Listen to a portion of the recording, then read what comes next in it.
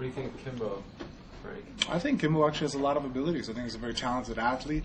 I think that if he gets with the proper camp, I think he'll do well. I was very impressed with his fight with Roy Nelson. I thought that he actually caught him with a few shots, and Roy's a very good wrestler, and the pin down thing to hold you on the side control. Kimbo really wasn't even hurt. I think with a little bit more training and keeping his elbows in, he easily can be a threat to a lot of guys. He's a very powerful person. I think that I have a lot of respect for him. I think that he's doing the right thing. And the fact that he went on to the reality show and didn't just ask to be put into the UFC and get a big contract, that took a big risk. Yeah, I think Roy has great wrestling. I think that structurally, though, I know he hates it when I tell him this. I think he needs to go down to light heavyweight. I think that the whole big belly things, it's cool. I kind of like his little shtick that he got going on, the king wants it his way. I thought that was really cool. Actually, I laughed my butt off when I heard that, watched it. But I still think that height-wise, and I think he struggles with some of the better heavyweights in the UFC. I think that that he would be much more of a force to reckon with if he, dropped down, because it's not like he's 265 and ripped, So I think he'd be a very good athlete at 205 and be a menace. He could still beat, guys at heavyweight, but is he going to be, an unstoppable force? No, he's given up a lot of height. And if anybody, I can speak from experience that, quality size matters. I hear guys say they train 8 hours. That's bullshit. They don't train 8 hours. I train super. Yeah, you can't go hard. It's not quality training. If I work out 2 hours, in one workout, honestly, it was 45 minutes of working out. You know what I mean? Let's be realistic. You have your warm-up, your cool-down, your breaks, you're talking, you're doing this, you're working on things. As far as heart rate being at 170 and you're, throwing blows and going at it, 45 minutes. So if you have 2 workouts a day, it's an hour and a half. That's a far cry from 8 hours. There's nobody who's going 4 or 5 days in a row, 8 hours a day. I know they can be in the gym. I'm in the gym all day long, too. I'm not training full blast. There's no way. The body, no way I know of to keep the body from not breaking down at an exponential rate. Obviously, Lesnar was the one there. What if that guy's gone for a year or never fights again? Do you have another goal, revisit Nogueira and silence that criticism or anything? Yeah, if Nogueira really feels that he got an unfair shake at our last fight, I'd be more than happy to fight him again. I'm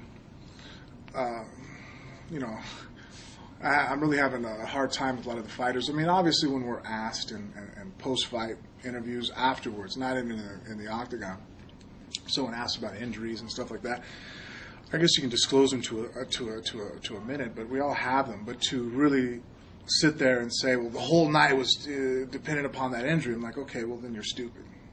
That's all you're telling me now. It's like, okay, well, then you're dumb. If you thought that you could have won with those injuries, and now you're telling me that those are the whole reason why you lost was because of those injuries, did you not know you had it before you walked into the octagon? You knew you had it, huh? So you're dumb. That's the way I look at it. I know what level my injuries are, and there's times I've pulled out of fights. And I've had some pretty serious injuries, and I'm sitting there going, okay, I can pull this off, I can't pull it off. I've never really sat there and cried about the injuries afterwards. Well, I have a bad leg.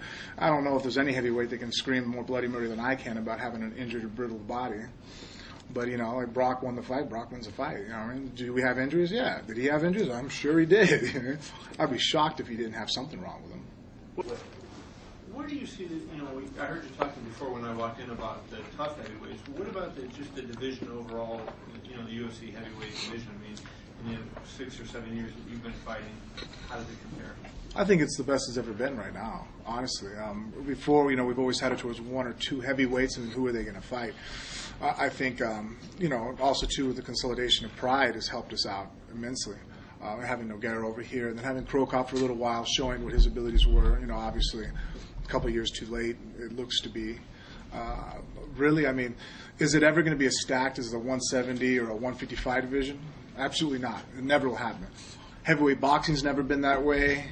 It's just the way it is, because typically if you're over 200 pounds and you're a really good athlete, you're not a fighter. You're going to go play football, you're going to track, soccer, basketball. So a lot of times you just get guys who have the mindset to be fighters but are not typically good athletes. And that's what the heavyweight division has always been. Even in boxing, usually you have a guy who didn't make it as a basketball player, didn't make it as a football player. Well, now he jumps in the gym, he's 22 years old, and he starts to learn how to box. That story's been told so many times over.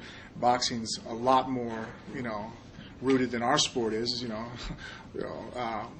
I'd have to say it's not going to change. Human beings are only so big, and there's only so many of us that are competitive. But if you get a guy that's 170, 155, they can be some of the best athletes in the world, and they can't make an NFL team. They're too small. So then you got a guy like Uriah Faber or a guy like Jose Aldo, who's a phenomenal athlete. They're not going to go play football. They'll get crushed. Too small. But now what can they compete in? Well, they compete in combat sports.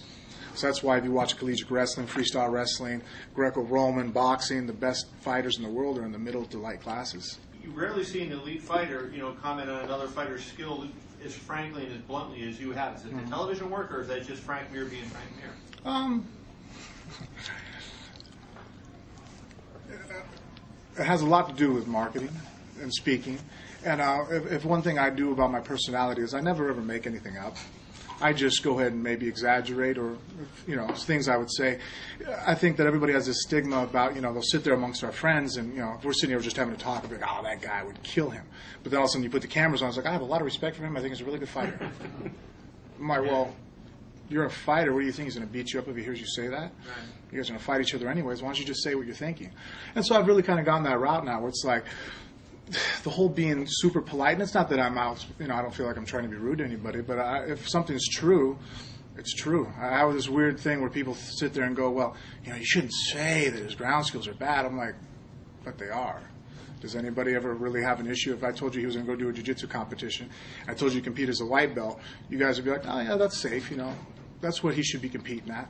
You wouldn't sit there and go, oh, he's sandbagging. He should be at least competing at purple belt level. And you're like, no, he shouldn't. And so that's all I really do now. It's just conversations I would have. I feel that there's no reason why to hide statements, or if that's how I think about something, just throw it out there and say it. People are going to like you or hate you either way. So I think a lot of fighters are too scared. And it's weird. Fighters of all people are scared of what people think of them. They're so worried about saying something right. I'm like, what do you care? You know what I hate is when I say something that I know that I'm being overly polite about, and people still give me a derogatory comment back or a statement. Oh, guys, I'm like, wow. And I wasn't even being myself, and you don't like me. At least if I be myself, and you're like, dick. Yeah, that's me though. You don't like me, don't have a beer with me. I don't care. At least I feel comfortable. At least I went down how I want to be and not trying to sit there and make other people happy and juggle around. I think that makes me a little more content. I think another thing, too, the reason why fighters sometimes are afraid to be a little bit more outspoken is because, at the end, you'll eat your words or do this. I'm like, really, does it suck any worse losing if you were polite or losing if you were you opened your mouth? You still got your ass kicked. That's the part I hate. I don't really hate. So you didn't mind what Brock Lesnar said and did after 100 then, based on what you're just saying? Well, I think that he got carried away a little bit afterwards. I think that anything I say, my kids can watch me say. I don't really, if my child sits there and goes, Dad, you said his ground skills suck? Yeah. It's not being really disrespectful. Right. But at the same time, would I sit there and would Brock let his kids watch him act the way he acted after the fight? He might be a little embarrassed about it. I mean, I would be.